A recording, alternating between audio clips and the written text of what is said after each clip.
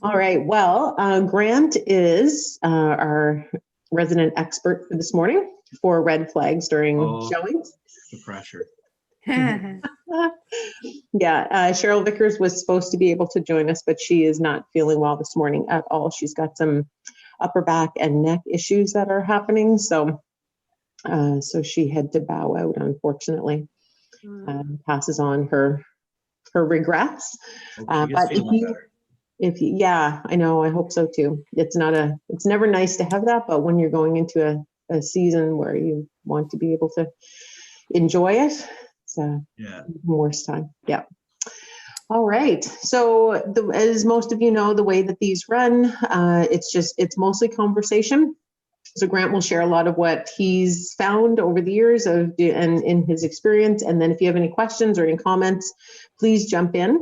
There's a lot of the beauty of a mastermind is that there's lots of back and forth and sharing of information. So whenever you are ready, Grant, go for it. So let's just get right down to it. So this is the red flags while showing a property. Is that what we're going to kind of focus on? Okay, good. That's what we're going to do. Yep. Okay, cool. Erin sent me an email yesterday. Well, I saw the email yesterday and I said, did I agree to this? And then she sent me the email where I agreed to it. I'm like, okay, yeah, I'll have to make sure I get the time. I forgot, didn't put it on my calendar. So one red flag, always, watch your calendar. So anyway, so I'd say there's I guess, hundreds of things you should look for. If we were to look at the property itself, like sometimes I kind of created a sort of a mental list for trying to prevent my buyers from getting in a situation where they're paying for a home inspection on a property that could have some obvious serious problems with it. Now, I'm not a home inspector, and we always have to, make that loud and clear to our clients that I'm not a home inspector, so this isn't my job. However, after, being on several home inspections, here are some of the things that could come up. And then of course you're still going to get your home inspection done, but if they know ahead of time that could be a serious issue, like for example, a crack in the foundation, from what I understand, it would be really hard to find a home in Nova Scotia without a crack in the foundation. Like almost everyone has them. And some of them look really bad because they go from like one side to the other. And some of them are really bad because they've got a wide display and a bit of like they're a wide crack and they've got some displacement. So that's one of the things that I've learned over the years, that, when you see things like that, or you see obvious mold, right? So I point those out to my clients and say, and I always disclose again and again, they get sick of hearing it, right? But, I'm not an inspector and this isn't my job, but I want to make sure that it's safe for you to, at least you to go in with your eyes wide open, knowing that the inspector's probably going to point this out, and they might recommend that we get a mold expert to come in, or a foundation expert to come take a look at it. So those are some things that, I guess a couple of the, the big red flags, right, that kind of come up. And there are, I guess from the, shingles, I mean, that's an obvious one for me, but maybe not for everybody. And actually talking to another agent the other day who, I guess you kind of get complacent over the years, and you think that everybody will point those things out. So shingles on the roof would be, if you see them curling up, right, then, and you see there's a good possibility that roof may need to be replaced. So what I always do is I say, okay, let's ask the listing agent to find out how old the shingles are. And maybe, if they're only 5 or 6 years old, then maybe it's the type of shingle. It might be like a 3-tab decorative shingle that looked like it was curling up from down below and really wasn't. So you don't want to automatically assume it, but that would be like another red flag, for me. And I guess the other one too would be, I mentioned mold, but it's like visual and smelling it. Like sometimes you can notice it when you come in, but you can't see it anywhere. So I've had that happen a couple times where, you walk in the front door and you can smell. There's a difference between like a musty basement smell and like a mold or mildew smell. and sometimes you can smell it, sometimes you pick it up, and you know, you look around for it and you can't see it anywhere. So that's when you want to recommend that maybe they get an air quality test done as well.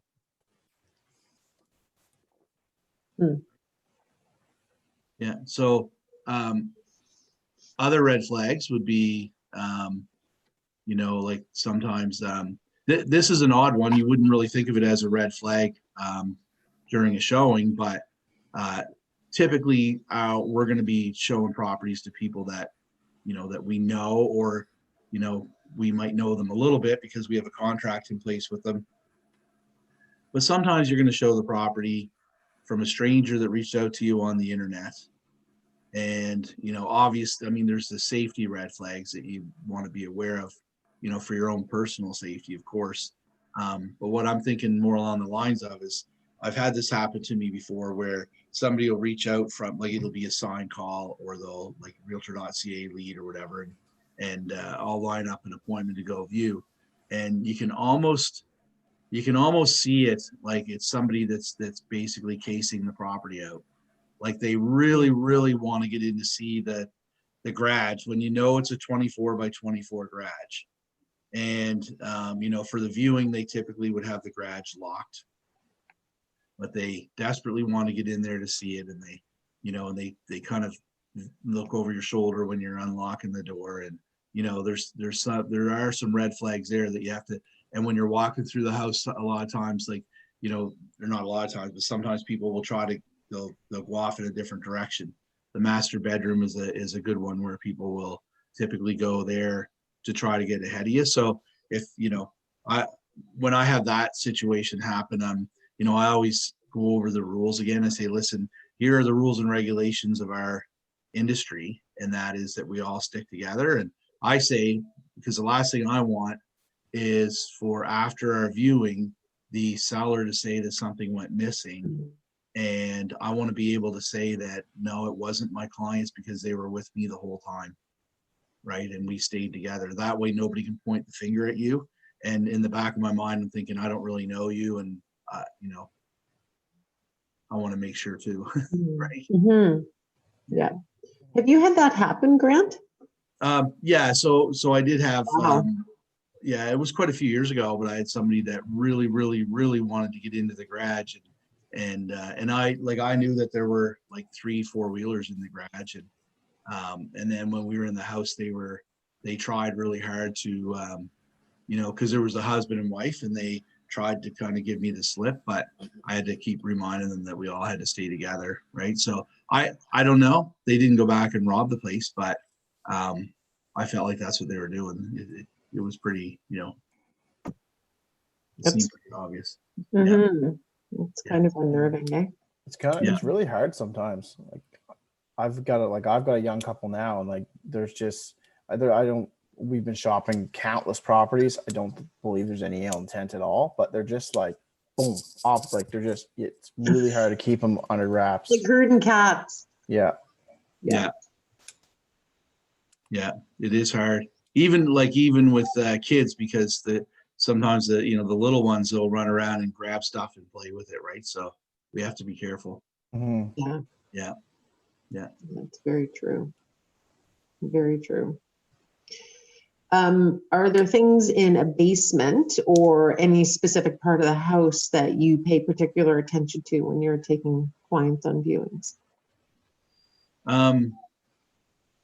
So yeah, there are a few things. Like, I mean, obviously always look for the electrical panel. Mm-hmm. We want to know ahead of time, is it a breaker, fuse type, how old is it, that type of thing. And sometimes you'll see a newer upgraded panel and older wiring. And I find it's good just to point those things out, just to make your buyers aware. And then I look at the heating system just to see what we have there. And for a couple reasons. One, I just want to see, how old it is. Is that something that they, like, I'll bring it up to them. I'll say, look, from what we can tell here, looks like the furnace is 23 years old. And we know that typically between 20 and 25 years, they need to get replaced. So I'll bring that up to my clients. Just good for them to know when we're making our offer.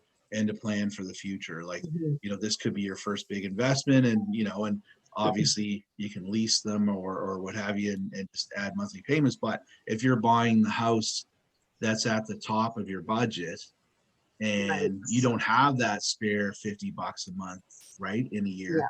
then it's good for them to know ahead of time that maybe this isn't the right house, or maybe we ask the sellers to, if you can, right, see if you can get Yeah. yeah. And then we mentioned the foundation, the cracks, and so on. The sill, I always look at the sill. Mm. So right where the basically the joists meet the foundation, at the end of the joist, you're going to see that flat plate there, the sill plate. And the reason I always look there is just from my background. I used to be in the heating, ventilation, air conditioning business, and I used to do heat loss and heat gain calculation on each home that I went to, and I did that for years.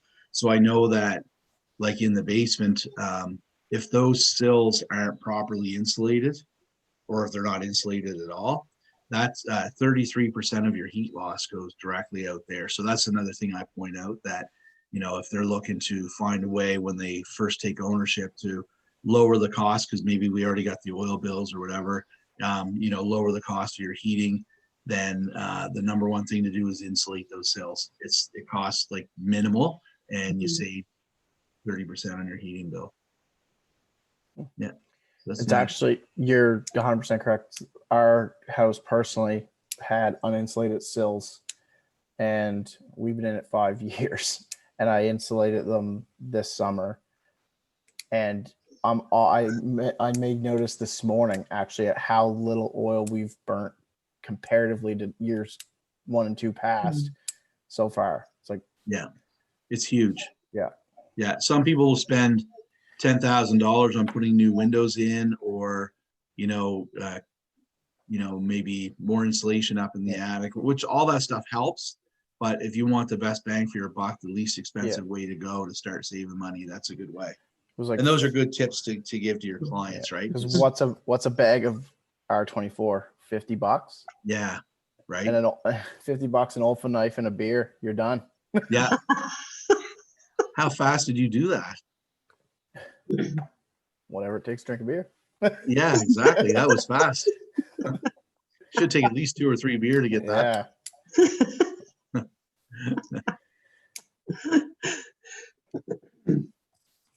Is there anything, I'm not that creative.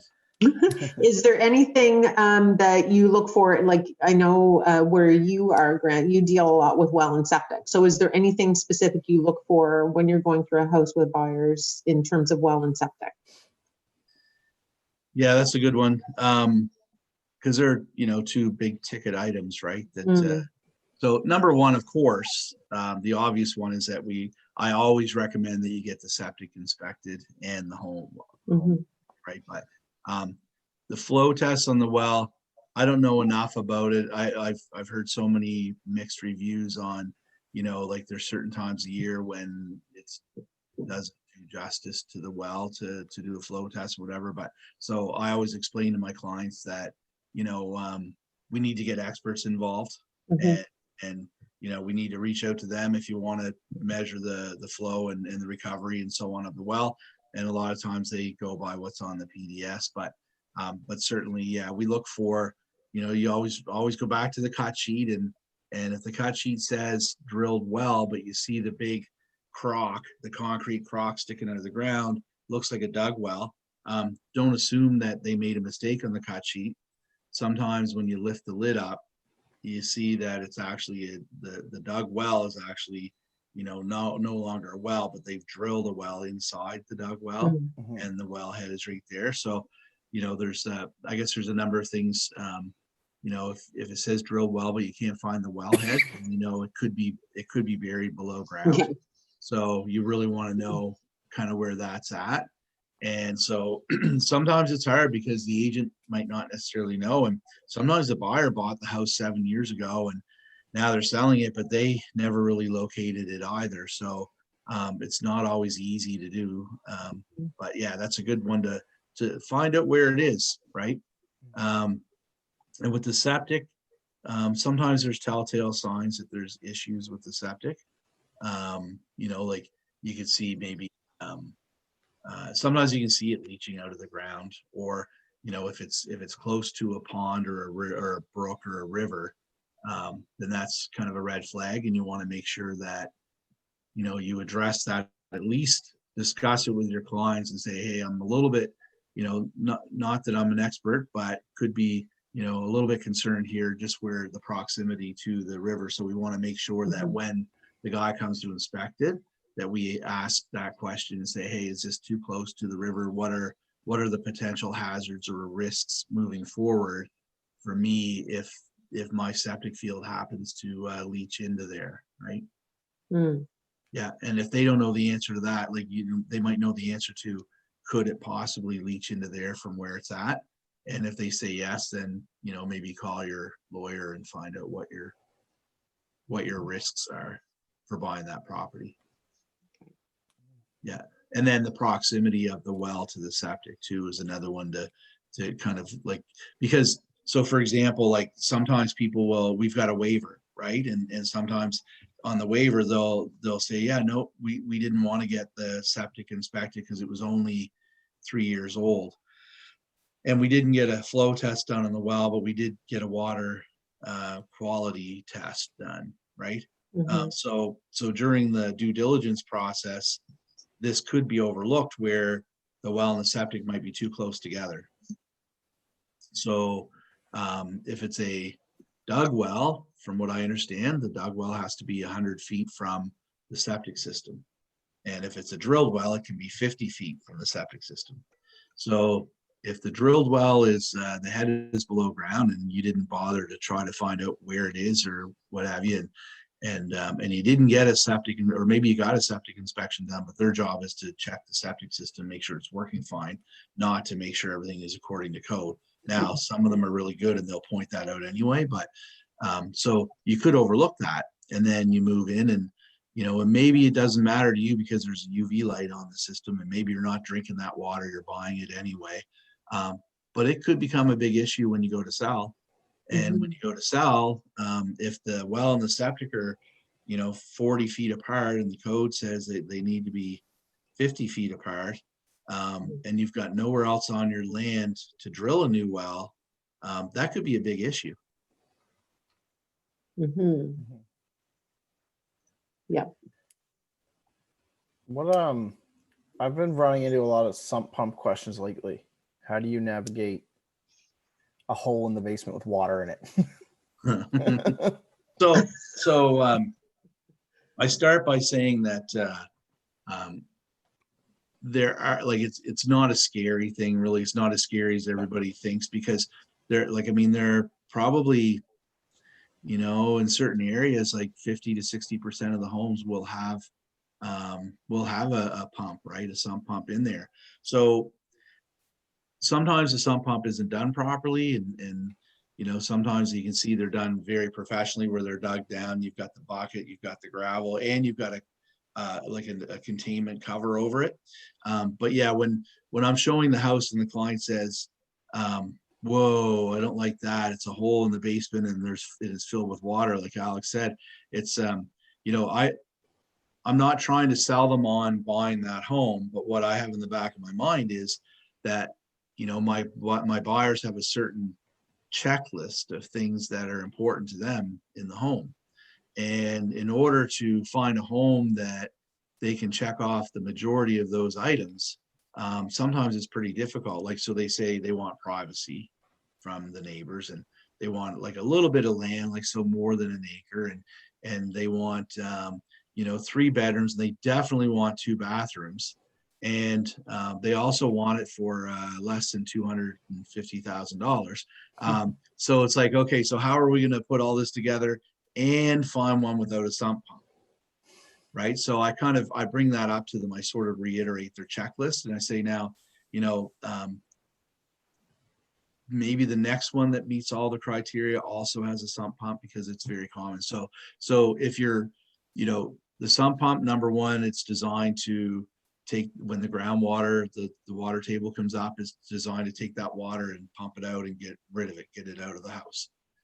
So as long as it's working, it does its job. So there is a risk involved. Like if it stops working and it's during the snow melt season, you could be down there with buckets of water and in a bit of a panic. So there is something to be, afraid of there, like for sure.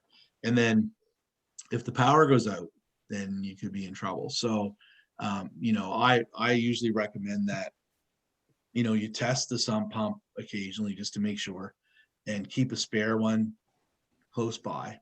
Not much you can do with the power other than have a generator. So like, Mhm. a lot of times the generator is pretty handy to have anyway. So if you have one, an inexpensive one chucked away in the garage or whatever, somewhere stored close by, that if you need to, you can just plug the generator in and your sump pump will still work. So those are just some things that you can suggest, right?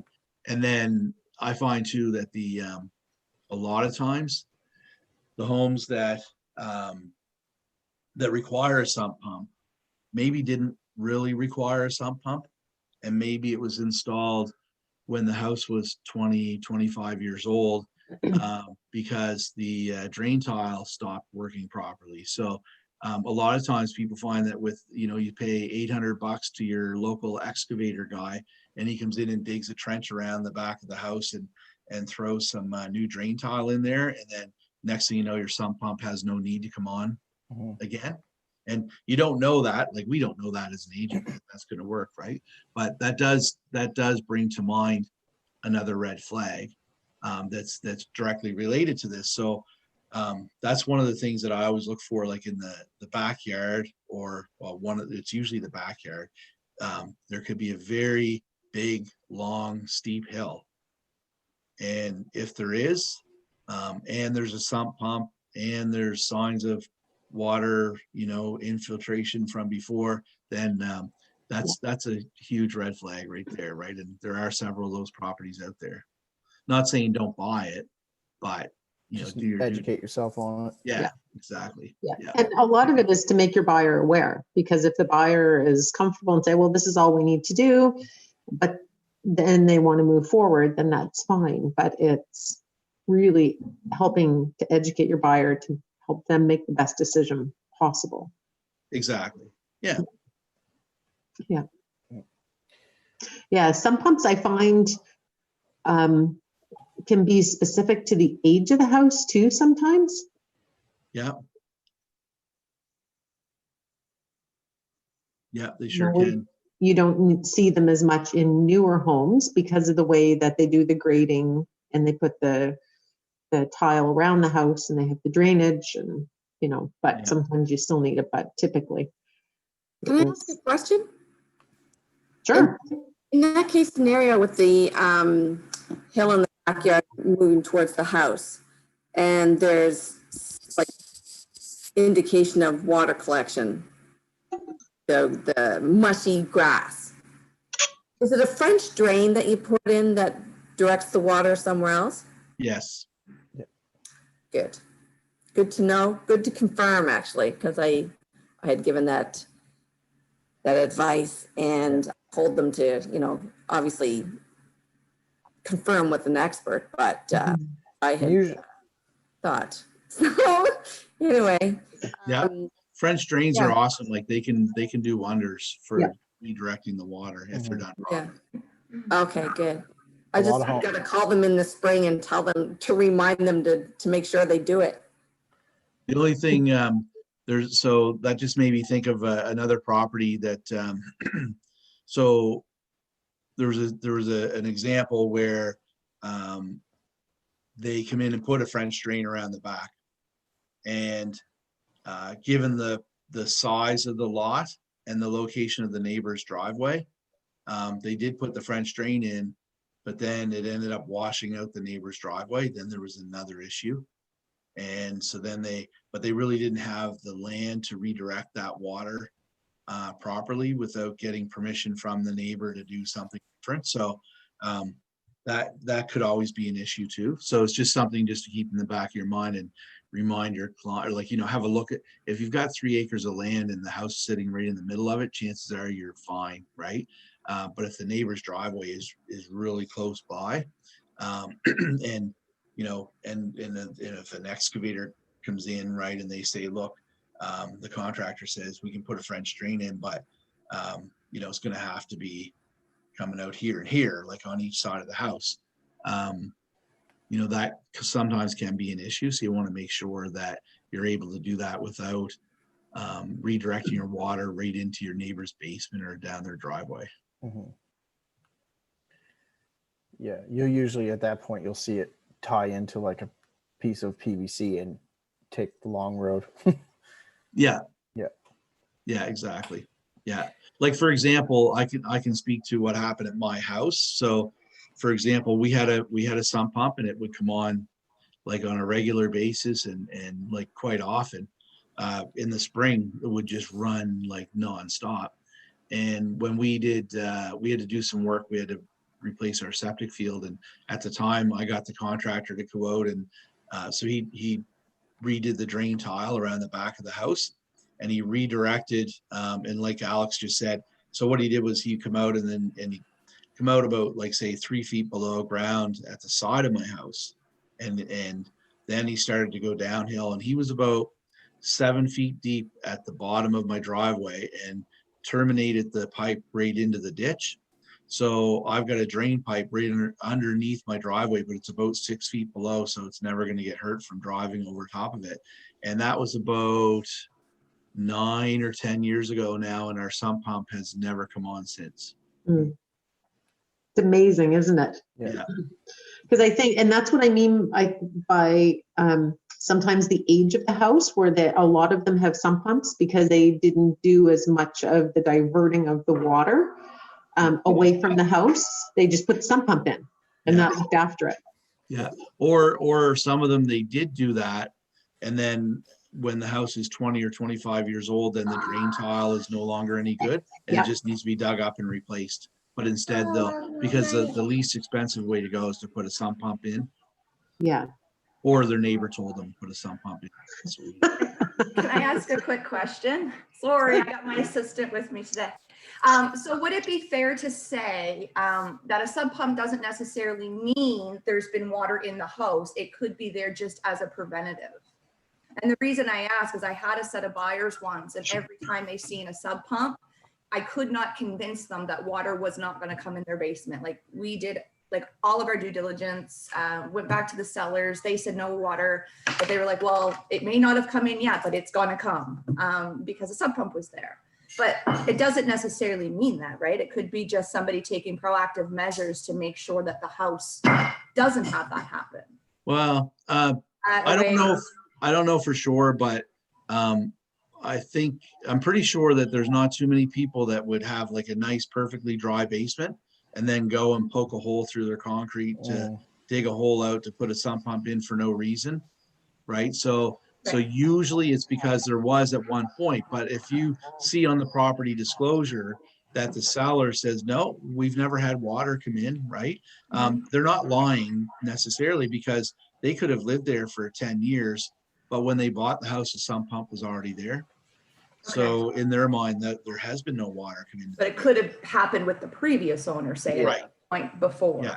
Typically, they're not going to poke a hole in their concrete and install it unless there's. Yeah. That's what I always thought too. But then to Janice's point, where sometimes it reflects the age of the house. So I was just thinking, well, were they at one point installed as a preventative because the area was known for wet ground or, Right. or what had it. So sorry. So I just wanted to ask. I'll mute. Mute. And Grant, it's Karen talking. Hi, Karen. One thing whenever I've shown a home with a sub pump, and when I was new, which I'm old now, so it's been a while. But which is why you won't show us yourself on screen. But when I was new, I used to be afraid of sub pumps once upon a day. Of course, now I'm not, because if I see a sub pump, it's usually a good thing. So long as they've got a battery backup, you know, and there's other, it's not necessarily a bad thing, I should say, perhaps, but you know, it's not necessarily a bad thing because a lot of times it's there for a reason and it does take care. And today is so much more better than it was over 20 years ago. Mhm. Yes, I've been doing this long, so yes, that's what I mean, I'm old. But you know, even 20 years ago, people were using them more than they are now. Right. So I don't think it's a bad thing when I see it. You know, No, neither do I. I don't think it's a bad thing. And I just kind of relay kind of the history of what I've seen to people. Mhm. Just take a little bit of the fear factor out and let them know that they Yeah. can put a battery backup on to give them that comfort level. Of course, I'm not the specialist, but to certainly check it out, right? Yeah. Yeah. Yeah. I'll even, I'm sorry, Alex, go ahead. I'll even like, if I have somebody who's really concerned about it, like groundwater isn't going to come up a foot in an hour. If it is, you have bigger problems. So it's gonna just come on gradually, and that pump's gonna take care of that pressure, that hydraulic pressure under the foundation. If it comes on once an hour during a hurricane, it's not a big deal. And I'll even like give it a flick and turn it on because there's always gonna be water sitting there. It just hasn't reached the bobber hasn't reached its level, and just show them like how it quickly snaps on. The water, you can tell by the hose that it's moving water. And then just move it back down, be like, that's what it'll do. Maybe once or twice a storm. And then a lot of times then the minds start easing a little bit. Mm-hmm. Yeah. Who is the expert that you call in for something like that? I would just call a plumber. Like, Is there's it a not really- plumber? Yeah. Yeah, I would say. Yeah. If you have like, say if you have water issues and you can't figure out, you know, where it's coming from and so on, there like sometimes like there's a couple companies that like say like Wisecracks and Permacrete, they fix, you know, the cracks and stuff that are there. But then there's another company, Ridgeback. Yep. Where Ridgeback Foundation Systems. So they kind of specialize in figuring out where the water's coming in and why. Mhm. And they'll help you come up with a good solution as to There's a company that I've not had any experience with, but I've heard of them. He deals with all basements or something. Kyle's Wet Basements. Maybe. Yeah, it's Allison's ex, and she refers a lot of people to him. And I used him for a property, and he was amazing. He was excellent. Oh, nice. Yeah. Yeah, so I would 100% recommend him again to clients. So was he good for finding stuff or? Yeah, or- and coming up with solutions. Oh, good. And was really, my clients felt he was very honest and wasn't trying to upsell them. Like, you know how sometimes you just wonder with certain companies, are they trying to upsell them? Is that really what they need? Yeah, for sure. But he was very good. He was really, really good. So they were really happy with him. So it was great and very reasonable. Oh, good. nice. Yeah. Yeah. So we've done roof, we've done foundation, we've done well and septic. Is there anything else that is kind of red flags when you go in?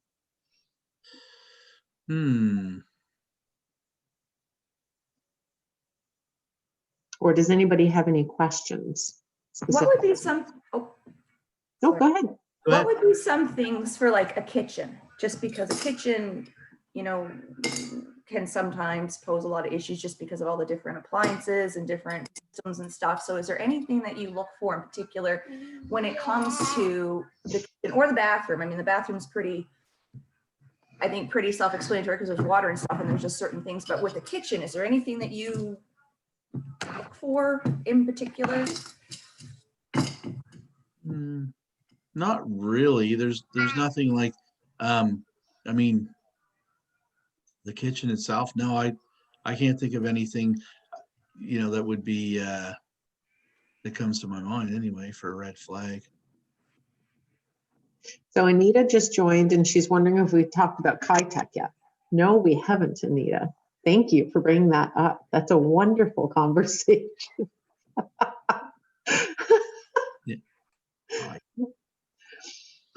What a nasty word. So, Yeah, how do you so have this conversation without an opinion? exactly, yeah. So myself, I've got a fair amount of experience with Kitech, both with helping somebody sell their home with it and helping people buy a home with it. So there are, a lot of opinions out there.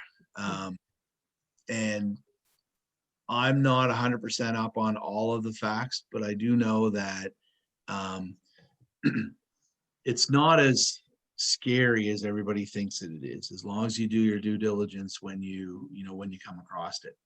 So one of the things that Kitech is a very old product. It was probably 70 years ago that it was manufactured in Germany to start with. Came here probably about 20 years ago. I worked for a company that was a wholesaler that distributed it.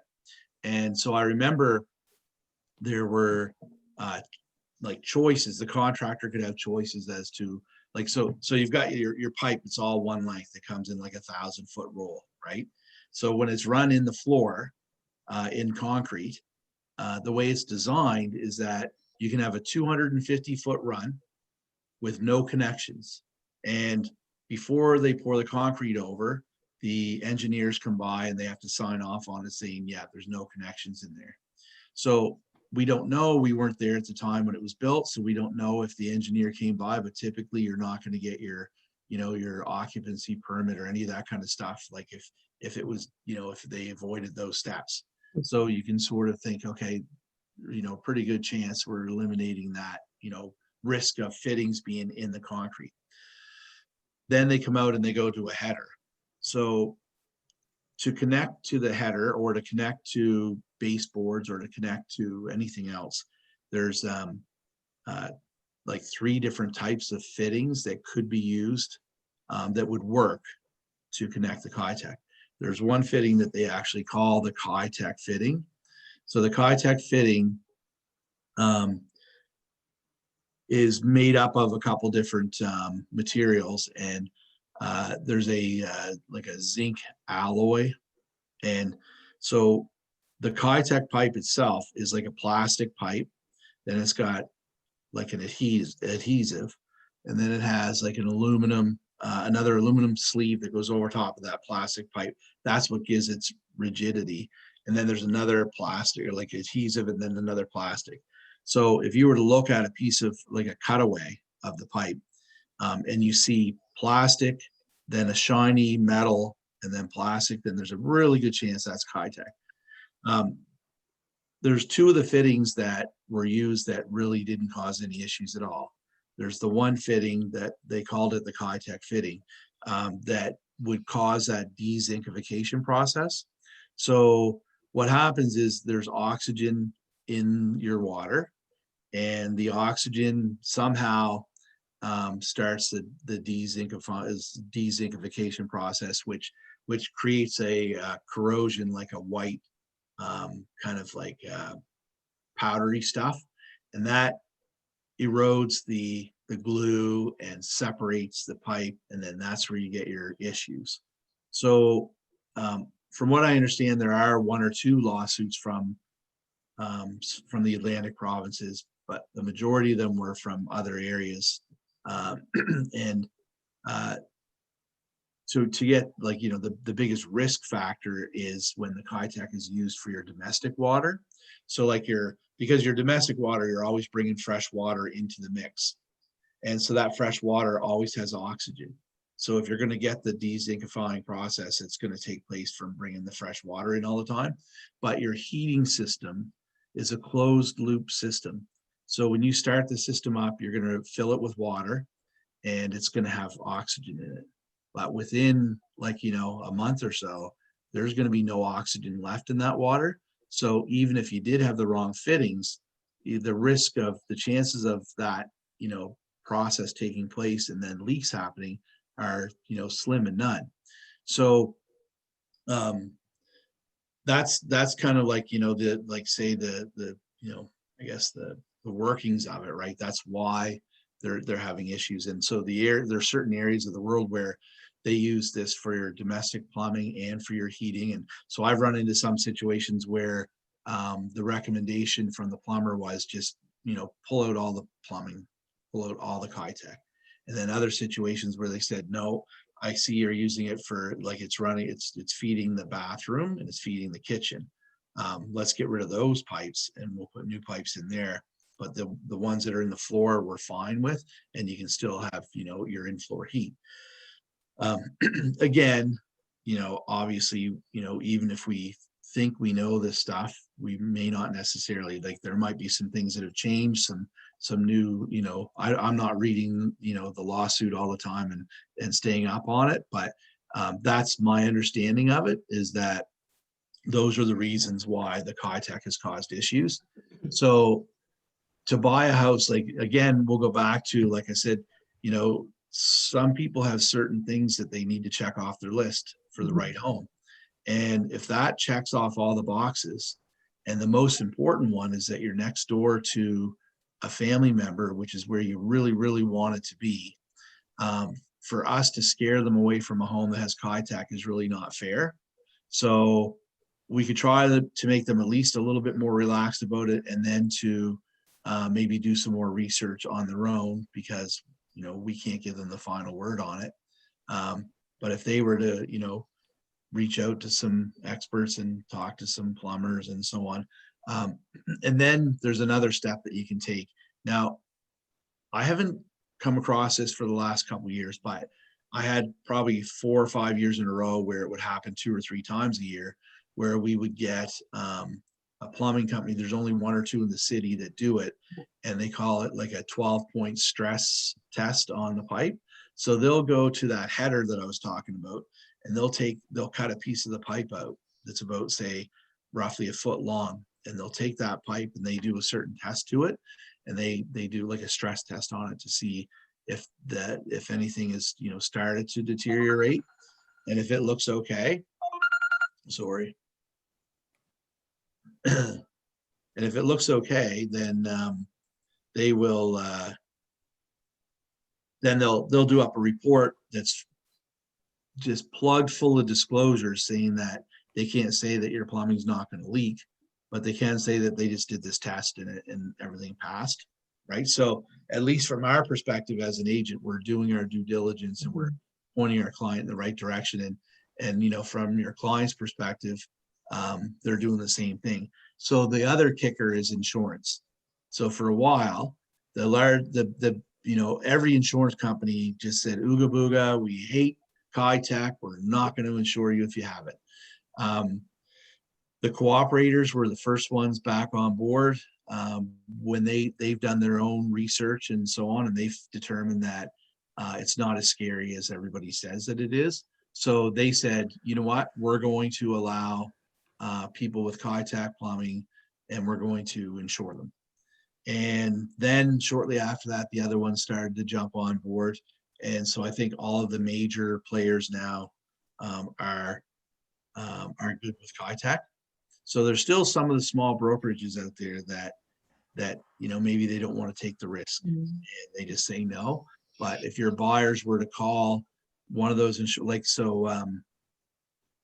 what's the there's a big insurance company that I think Rebecca's husband works there. Oh, Allstate. Allstate, right? So Allstate, if you were to call Allstate and talk to one of the reps, and even Aaron McDonald, he'll fill you in. Like they're perfectly fine with it. And so if the insurance company's fine with it, I mean, really, to me, that's a huge comfort level right there, right? Yeah, because the insurance companies, we all know that they do their due diligence and risk management. So risk versus benefit, if they're willing to take the risk to insure it, and most of the time they don't even ask anymore for Kitec if it has Kitec in it. No, they don't. But what I do is I encourage my client to specifically ask, like say, this place I'm looking at has Kitec, will you cover me? And they're like, absolutely, yeah, hands down.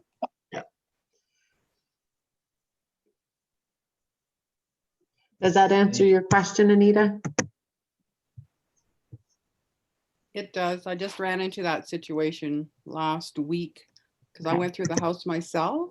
Yeah. And I saw some orange plumbing in the Mhm. house, but Mhm. it didn't have, and what threw me off is it didn't have any kind of anything saying Kitec, any kind of indication on it. It was just orange pipe with nothing on it. Mm. So then I was Right. surprised. And my client did call the insurance company and they had no issues. Mortgage company, because you're insuring your mortgage, they didn't have any issues. So Perfect. So that's yeah, I'm glad you brought that up, Anita. Like, so that's the other thing. So Kitec is a certain shade of orange, but it also comes in gray, and it also comes in blue, and it comes in red. And sometimes it says Kitec on it, and sometimes it just has a stamp with a bunch of numbers on it. And I think Chris Young has all the numbers. Like, he knows. If he'll say, what are the numbers on it? If you tell him, he'll be like, no, that's not Kitec, or yes, it is. So for us to determine, of course, it's not our job to determine, but it's a red flag, right? And we need to kind of address it. So now this is not a foolproof way of doing it. But what I do is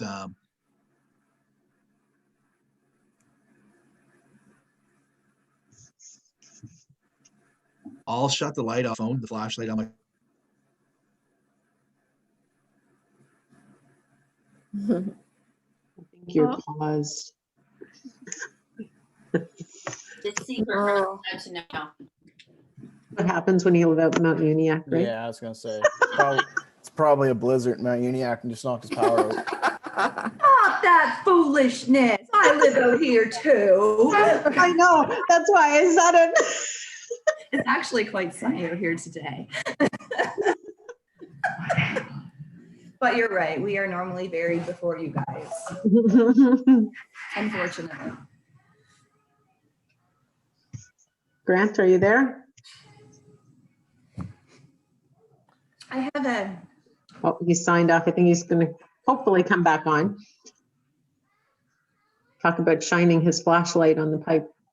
Can I just say too, is that is the Kitec is just a brand. Yeah. I'm a research junkie, so when I came across it many years ago, I read up on, exactly what the lawsuit was all about. And Plumbetter is one of the names as well that's on that can be found on the gray piping. Mhm. So it is a shade of orange, but the gray as well, and Plumbetter is brand name too. And so what I've learned is that it's the warmer climates where most of the lawsuits happened. Yeah. Condensation, and that's why we're fine. Basically, the insurance companies are more comfortable here because we're not in a hot climate like Nevada, where there was a lot of Yeah. They had huge class action lawsuits there. just the warmer climates is where the damage is being done. So Mhm. okay, just wanted to say that. I actually was involved in that class action lawsuit Oh. when I sold my house in Tantallon in 2012. And I had to remove all of my wonderful orange Mhm. Kitec piping in my lower level of my house. And so I had 18 holes in my wall to feed through all the new stuff, but it was a condition to sell it. Different times, right? So, Yeah. But at that point, and still now, if you tell your clients that the class action lawsuit to enter obviously is over now, but I did get involved in it, and they actually only cover what you pay to correct it, not if you rip it out because you have to sell your home, only if there is a leak. So if you only paid Right. $100 or $200 to fix a leak, that would be all you could put your claim in for, which was very, very frustrating because I never had a leak, not one. But the buyers wanted it out of the house because at that time it was taboo to have it in the house. Yeah. Every decade there's something. Yeah, so I spent like $6,000 to get this thing out of the house, and regardless if I was on the class action lawsuit or not, I wouldn't get that back, only my $200. And let's be clear, with thousands of people on the class action lawsuit, I Mhm. didn't get a damn penny back because they Wow. obviously, if people put it in there because they have their heating systems with it, mine was my plumbing. So it was like, Right. it just, Yeah. if they have huge water damage and everything, those are the ones who are going to get the substantial amount of reimbursement. So Yeah. anyways, just thought I'd share that.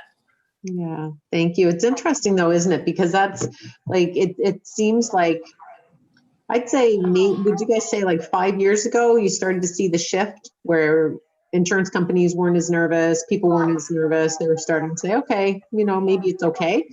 But prior to that, for like 5 to 10 years ago, it was huge. Everybody was ripping Kitech out of their properties. Yeah, very frustrating. When it doesn't leak, it was very frustrating. Yeah, absolutely. Yeah. Yeah. Well, Grant is trying to get back on, but we're almost done with our time. Whatever happened, I'm not quite sure. But yeah, hopefully this has been a productive session for everyone and that there's been some good conversation and that you found it helpful. It is really good to be able to write down a checklist and to be able to kind of go through it as you're going through properties, and even to be able to, I don't know how people feel about having those conversations and asking clients to write down, okay, did you look at the foundation? Let's look at the roof. Let's look at the, so that they feel like they're engaged in the process and that you're having great conversations. So they're not just looking at the fridge and the stove and what kind of sink or what kind of shower does it have, right? That they're looking at the actual guts of the house. The other stuff is great, but it's more cosmetic. Yeah. Yeah. So you're kind of helping educate them to make the best decision possible, and then they feel more confident in it. But hopefully it was a helpful session. Grant is always great for conversation and stories and his experience. So is everyone else, or is it just me that is experiencing 2020 being the year of the failed septic? Oh, that's more Yes. than 2020. It is. That's so true. It is so true. It's like every second host I go to. That's because it's been such a shitty year. Yes, that's right. So you start to dread having a septic and accept an offer on a house with a septic.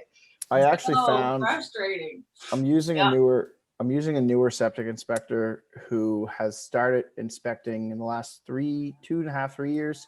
He's been a plumber forever. And he's been really good. He doesn't install them as well, so there's not that conflict of interest. Goodness. And like we did one the other day, and it wasn't by any means a new system. Like he said, if a family of 6 decided to start pounding it, it may go. But currently there's 2 people living in the house, and he said we put water down it and it is taking water. Yes, there is some sags. Yes, there is some intrusion. But like he said, it's taking the effluent. It's not leaching it down onto the street. In his eyes, it's a pass. He said it may fail in 3 years. It may fail in 5. It may last another 20, all depending on what you do with it. So I'm finding him a lot better. He's way more educating to my clients. Yeah. And So is there a name? Yeah. Edgecomb's Plumbing and Heating. Adrian Edgecombe. Who? Edgecombe Plumbing and Heating. His name's Adrian. And he's out of Windsor, but he came to Lake Echo for me. Yeah, it's been really good.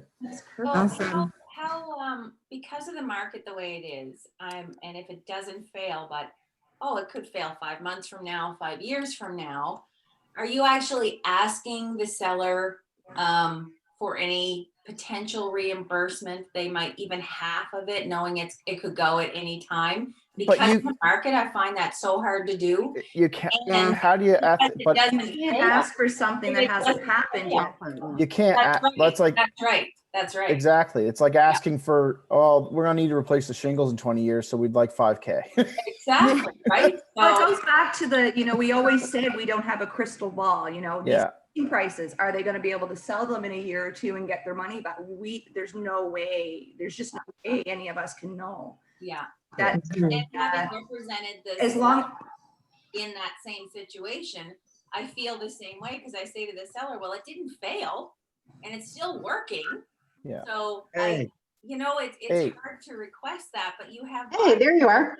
Ask you, can you ask them if they'll pay half if it's gonna fail, if it will fail in like 6 months or something? I'm like, it's hard to ask for that in this market, and it's hard to ask when it actually doesn't fail. Yeah. Grant will vote for 'em.